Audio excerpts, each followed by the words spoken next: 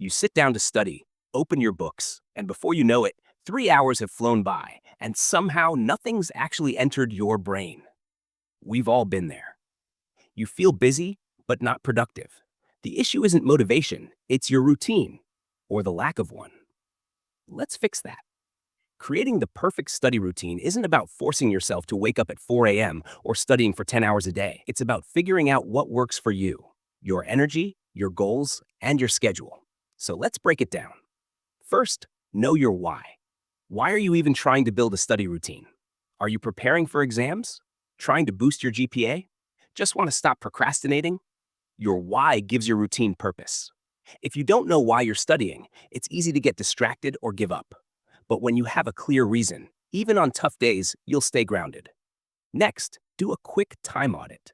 Just for one day, track what you actually do from morning to night. Be honest. How many hours go into classes? How long do you scroll TikTok or watch Netflix? How much time is wasted on quick breaks that turn into 2-hour naps? Once you see where your time really goes, you can find spaces in your day to fit your study sessions without overloading yourself.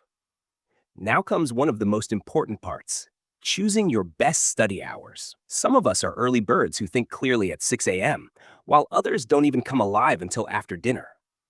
Don't force a 5 a.m. routine just because someone else on YouTube does it. Choose hours when you're naturally alert and focused. Then, decide how many study sessions you can realistically handle per day. One focused 90-minute session might be better than 3 half-baked attempts. And here's where it gets fun. Study methods. Stop doing what doesn't work. If you're just rereading your notes or highlighting every paragraph, you're wasting time. Instead, try the Pomodoro technique. Study for 25 minutes, take a 5-minute break, and repeat. Or go for active recall. That means quizzing yourself, teaching the material out loud, or writing down what you remember without looking. Another powerful method is spaced repetition. This means reviewing topics at increasing intervals. Day 1, day 3, day 7, and so on. It tricks your brain into long-term retention, not just last-minute cramming. Now that you've got your methods, it's time to actually plan your week.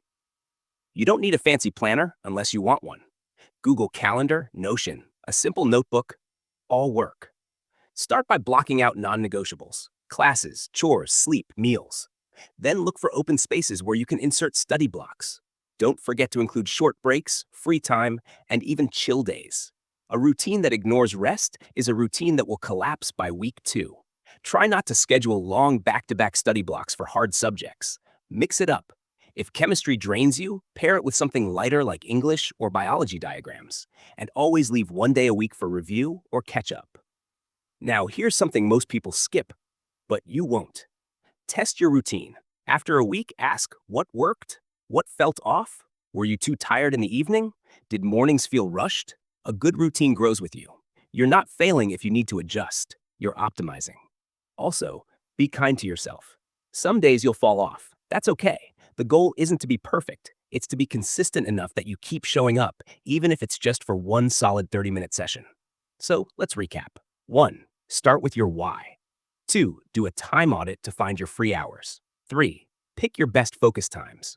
4. Use effective study methods like Pomodoro, active recall, and spaced repetition. 5. Plan your week with balance, not pressure. 6. Test your routine and tweak as needed. That's it. You don't need 10 hours of study a day to succeed. You just need a routine that works for you, that fits into your life, and that makes you feel like you're actually learning, not just staring at books. And trust me, when you build that kind of routine, studying becomes less of a chore and more of a flow.